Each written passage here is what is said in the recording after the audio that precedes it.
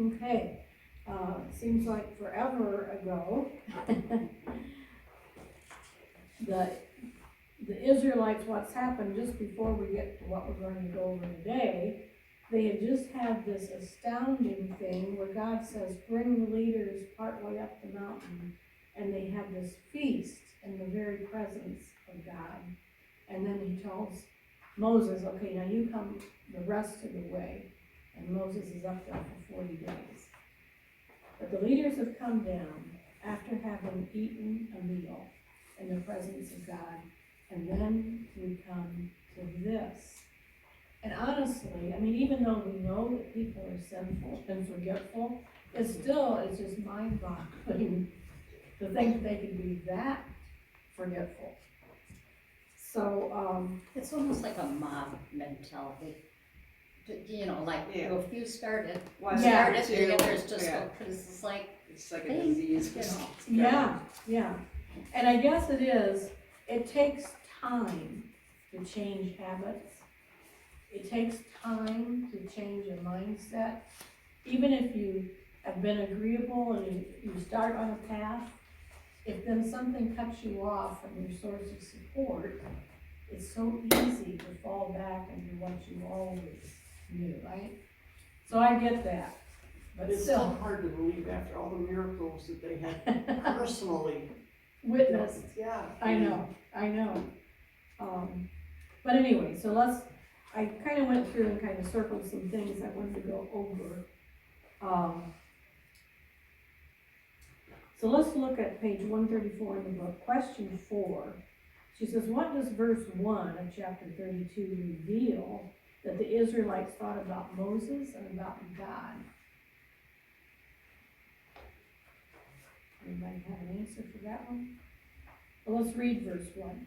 When the people saw that Moses delayed to come down, the people gathered themselves together to Aaron and said to him, up, make us gods who will go before us. And as for this Moses, the man who brought us up out of the land of Egypt, we don't know what has become of him. They don't appreciate Moses is. No. They just as for this guy, it's kind of like he's probably dead. Yeah. And God, it wasn't Yahweh who brought us out of Egypt. This guy who brought us out of Egypt. God's not even mentioned. He's not even worthy of naming, And they weren't afraid of God. No, they were not. So, I mean, that's pretty bad. When he doesn't even get the credit for bringing them out. And the man who did help was this guy. Yeah, that's so prevalent in today's society, especially I've noticed with younger. They have like no knowledge, no care, no heart when it comes to God. To my own children, it's like, that's your old-fashioned mom. That's not now, It's like all us Christians could just lay down and die, and it's no big deal. Okay, so Aaron has been left in charge. And what do you think motivated him to do what he did? Any ideas on that? Fear, probably. Fear of them. Probably. There's millions of people. Yeah. You have all these millions, and here's you. But I mean, he doesn't lead. He lets himself be led by this mob. So without Moses, he's not very strong. No, he's not.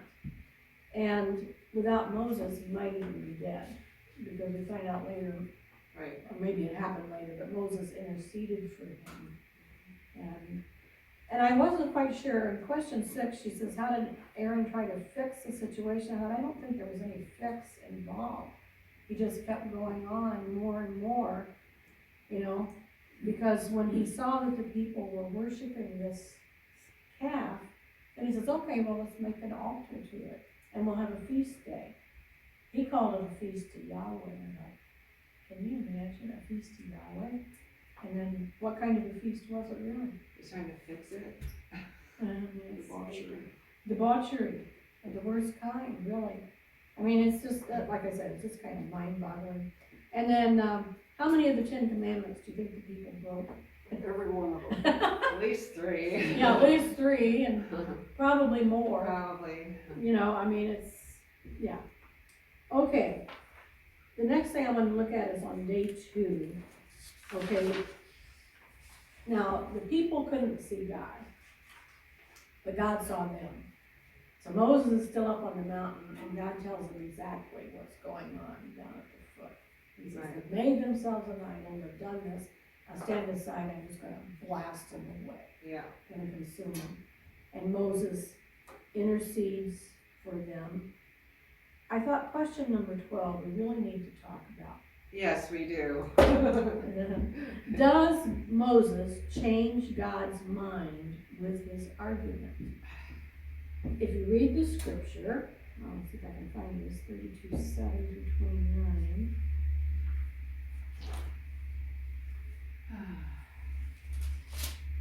Where did it go? Oh, okay, it's verse 10. The Lord is saying to Moses, I've seen this people, and behold, it's a stiff-necked people. Now let me alone, that my wrath may burn hot against them, and I may consume them, in order that I may make a great nation of you. And then Moses intercedes, and then verse 14, and the Lord relented from the disaster that he had spoken of bringing on his people. All right, ladies. This has happened in other places. This is not the only one. Yeah. But does God change his mind? Well, We all sit here because we're not supposed to say yes. Because then it blasts us with these verses. But I don't. okay, well, let's just look at It it. says he changes his mind. I know, and that's the thing. We in this church hold that this book is literally true. And what it says, you can bank on it. Okay? So when we see the Lord relented, and then we see these other verses that say God is not man, he does not change his mind. Malachi, for the Lord does not change, and therefore you're not consumed. And James, you know, there's no even a shadow of change with him. So how do you reconcile those two things? And I'll tell you what I have come up with for this, and we can interact with it. Number 1, we also know that God is sovereign, and he knows the end from the beginning. He knew the people were going to do this before he ever brought them out. In fact, he knew they were going to do it before he created the world. You know? So he knew the end from the beginning, and he knew what he wanted to do. I think what he's doing is showing Moses the seriousness of sin, because we make so much of it. And I think he's trying to bring Moses to feel what he's feeling. And I'll tell you why I think that in just a few minutes. But what are we told? The wages of sin is death. They deserve to die for what they have done. And they need to know the dire consequences of what they have done. And when I say he's preparing Moses to feel what he feels, okay, so God says, stand aside, you know, my anger. I have this anger against them. And when we go down to verse 19, as soon as Moses came near the camp and saw the calf and the dancing, his anger burned hot. He is emotionally experiencing what God has experienced. And he throws those tablets down and breaks them, you know. And what did God say he was going to do? He says, I'm going to consume them. And remember, Moses said, who's standing with me in the Lord? Come here, draw near to me. And so some of the people came, and what did he tell them to do? You go throughout the camp, and you kill the ones that did not choose Yahweh. And that day, 3,000 died. 3,000 were consumed. Not the whole body, but the ones that kind of just refused and were just staying in their debauchery. They died. They paid for it with their lives. I think God puts these things in here so that it forces us to see just how serious these things are.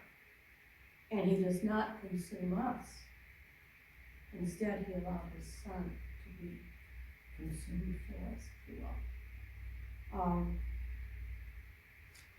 So all the Levites perhaps were not a part of this party? I don't They kinda know, like but at least when stood back? Moses said, okay, come back, and I think there must have been some, you know, that were true to God. Well, you know, you said 3,000, like in our other Bible study, we're learning that there were millions. Yeah, Yeah. So There were even at though least that's a lot of 600,000 people, it's men. still, yeah. So this is a relatively small Small. number, compared big to- enough to say, Serious. this is serious, people, this is serious. And I think they took it to heart, because remember, the next time that Moses comes down the mountain with a new set of tablets, it's a very different mindset that he encounters. A very humbled, chastened. But God had to deal with this sin, because this is no light deal.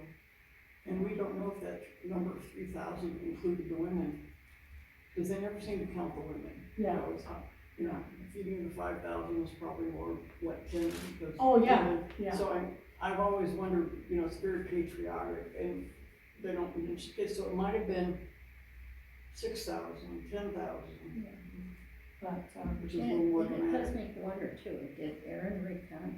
I mean, if he fashioned the calf, I mean, Yeah. obviously If he he's would caught take up it in this, as- but I it's know. like, His own sin. you know, why didn't the Lord take him out? Yeah. Or something, you know, so, but, yeah, and I always thought they fashioned the calf to worship the calf, but did they do the calf to put God in that so that they would have an image for Yahweh?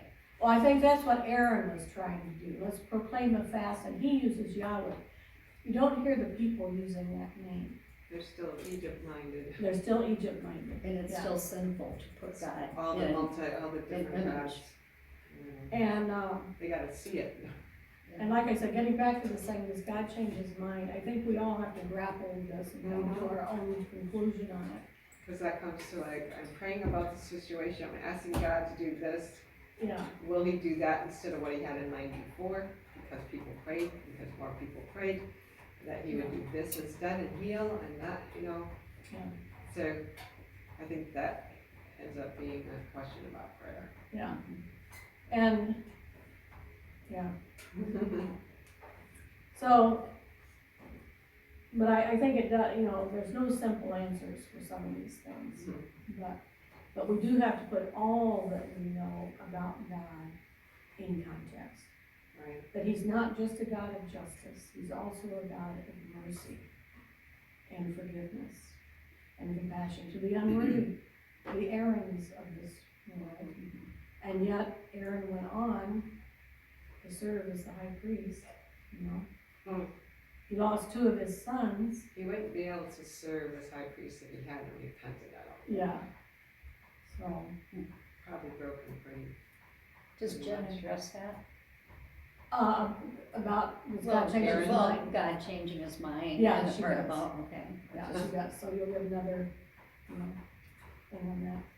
How about question 14? How is Moses' response when he comes down and throws down the tablets and the smash? How is that poetically appropriate? I wondered why it said poetically. Because it was like, if God was in physical form down there, he would have done the same thing. Well, what had they He just was done? angry. They had broken a bunch of commandments. So he broke the commandment. This is what you have done. You know, Oh. and I don't know if that was in his mind or if That he was is just poetic. angry, but I think that's why she's got poetically. I You got it. know, you have just broken these commands that I've just brought down, you know, from the very presence of God to you. So what good are these if you're not gonna follow them? Right. That's what This is what you have shown you think of these things. Yeah. You certainly do not honor the God that gave them. But anyway, and then Aaron's response, oh, you know, you just wanna laugh. The people gave you the gold, I put it in. Out came this cat. Unbelievable. It Easter. just walked right out there. You know? Oh my, yeah. Yeah, we do get silly when we try to But anyway, I think the big lesson here is that sin has deadly consequences. Edie, Okay, yes. what about drinking the ashes? Jim talks about that, and it's kind of like, you know, you've still got Egypt in you. So, okay, just drink it. Go ahead. Consume it, Consume it. you know? Take your sin, that's how. Yeah. Yeah, Consequences of what they did. yeah. Taste their sin. We're having a snow fight in the backyard. Oh. Yeah, she does talk about that a little bit. Okay. Um, They were brothers too. I keep forgetting that. Yeah, Siblings, Aaron and Moses. mm-hmm, Only must have been so disappointing. mm-hmm.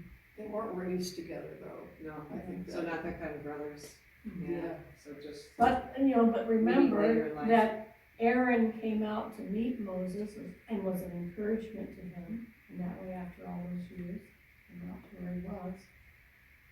And he was kind of the mouthpiece, he apparently was the better speaker of the two, Yeah, because Moses stuttered or whatever. was Studied slow it. of speech. Yeah, yeah, at least that's the way he considered himself, you know, whether or not that was It kind of actually. makes you wonder, was that his excuse? Because, you know, he grew up with the finest of education and, Yeah. and everything. Speech therapy. Yeah.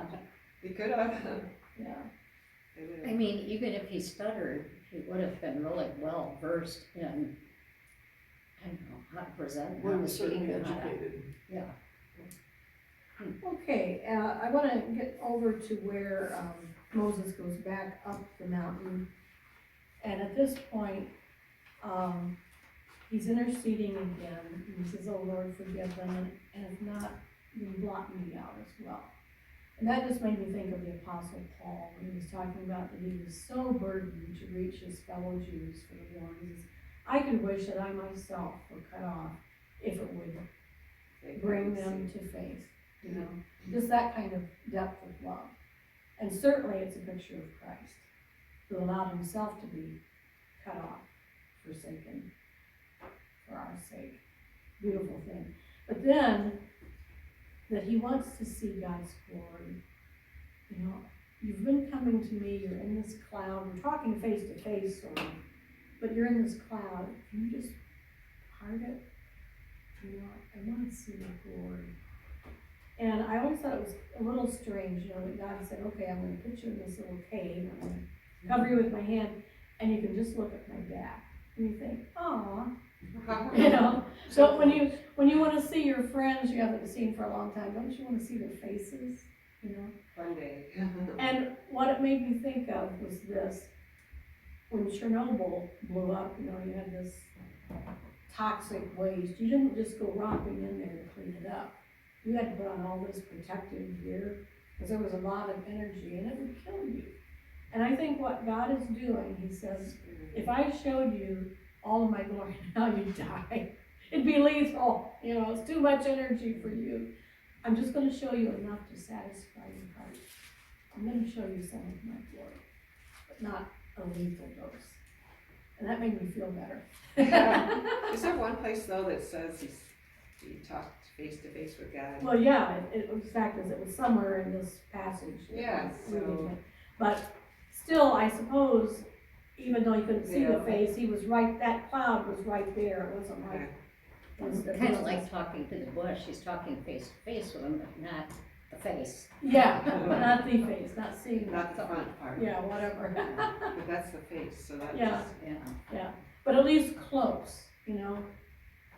So, anyway, it's kind of, and then I liked what she said in 29, take some time to savor the way the Lord proclaims his name to Moses. Where are we at? We're in 34, we're on question 29 in the book, it's chapter 34. And let me see if I can. Did I skip a whole day? Page 141. Okay. Yeah, it just seemed like we skipped. Okay, it's 34 and it starts in verse 6 of 34. The Lord passed before him and proclaimed, the Lord. Whenever you hear something doubled, that's a Hebrew thing. Mhm. You know, that verse in Isaiah, thou will keep him in perfect peace. In Hebrew, it's not perfect peace, it's peace. Because when they double a word, it makes it intense. The Lord, these people have been worshiping idols, but I, the Lord, the true one and only God, a God merciful and gracious, slow to anger, abounding in steadfast love and faithfulness, keeping steadfast love for thousands, forgiving iniquity and transgression and sin, but who will by no means clear the guilty, visiting the iniquity of the sons, or the fathers on the children and the children's children. And how would these things have been relevant to the people and to Moses at this time?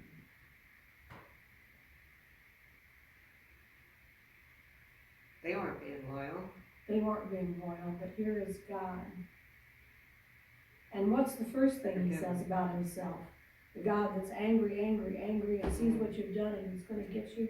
A God merciful and gracious. And we think fast to anger, but he's not. Think how much he's put up with, he's slow.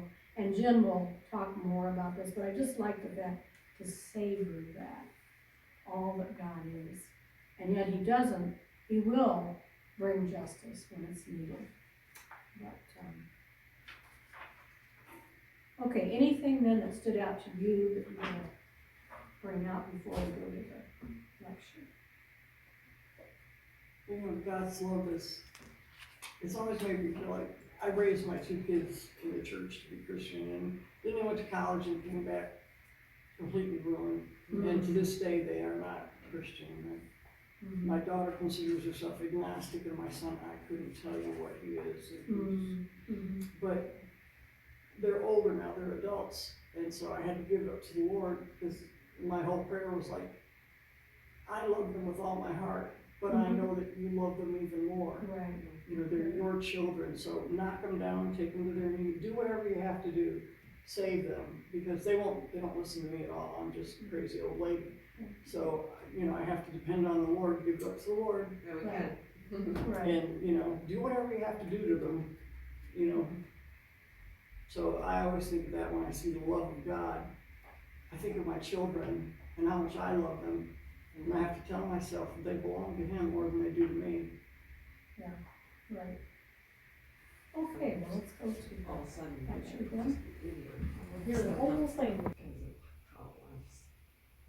Yeah. The location of it. I thought of, before I get into this, I thought of one thing just while I was sitting there. You were asking about why I drink that stuff. There's something about, it made me think of the Lord's Supper. This is my flesh, which is shed for you, and take it in. We're not literally eating him, but we choose to worship the Lord, and it's kind of a symbolic. We're taking in everything he is. I think Moses is saying, you wanted this, God? Here, drink it. You got it inside, You got it inside you now, you're getting what you wanted. I don't know, but I thought we do sort of something similar, when we take in Christ and his blood and his flesh. Do you think the Lord told him to do that?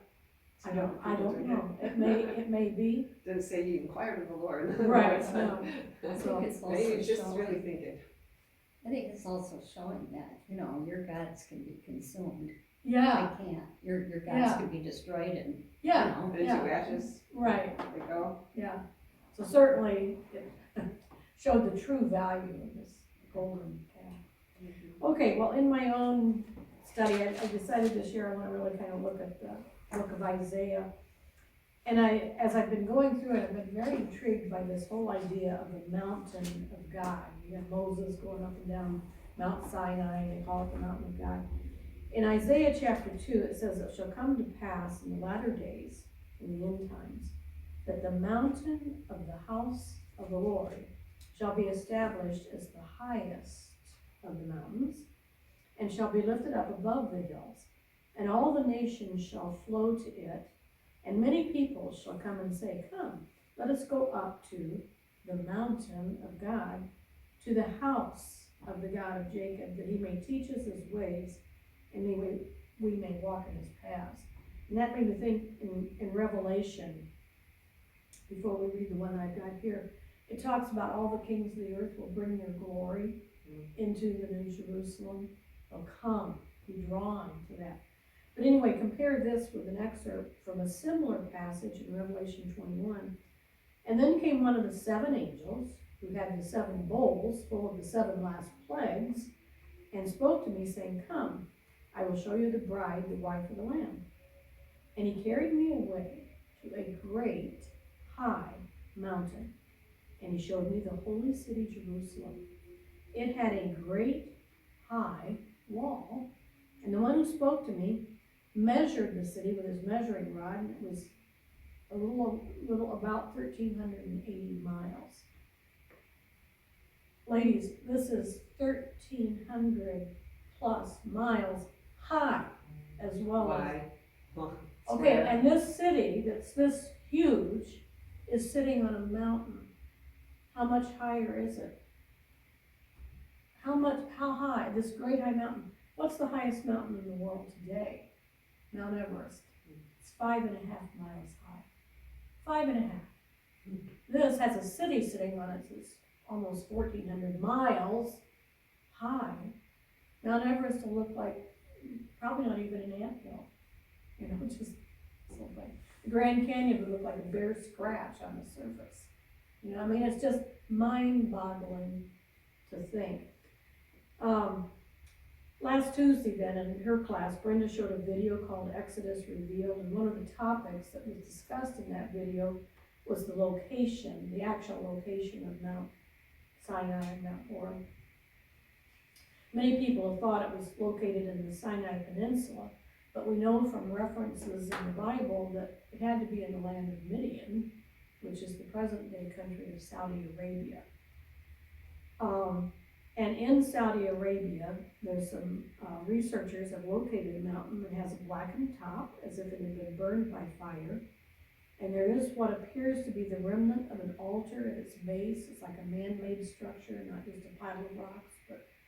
And on that, there's carvings of bulls that look sort of like Egyptian carvings. And there's also a very, very wide plain near the base of the mountain would accommodate the millions of people that came out. So, I mean, we still don't know if this was the Mount Sinai, but it's interesting to think about, you know. Somehow God is associated with mountains. And then the last thing I found goes back to that, when we were looking at the Chinese pictographs, and I read the book called God's Promise to the Chinese. And it was a quote in there that was fascinating to me. It says, there are many oracle bone forms for the word mountain. But surprisingly, those very same pictographs are also used for fire. So fire and mountain kind of go together in the minds of the Chinese. And with that in mind, let's go back to Isaiah as he talks about the coming day of the Lord in chapter 4. In that day, the branch of the Lord, which is a reference to Christ the Messiah, one of his titles. He shall be beautiful and glorious, and he who is left in Zion and remains in Jerusalem will be called holy. Everyone who has been recorded for life in Jerusalem. And then the Lord will create over the whole site of Mount Zion and over her assemblies what? A cloud by day and a pillar of fire, shining with flaming fire by night. We've seen that in Exodus. We're going to see it again in the New Jerusalem.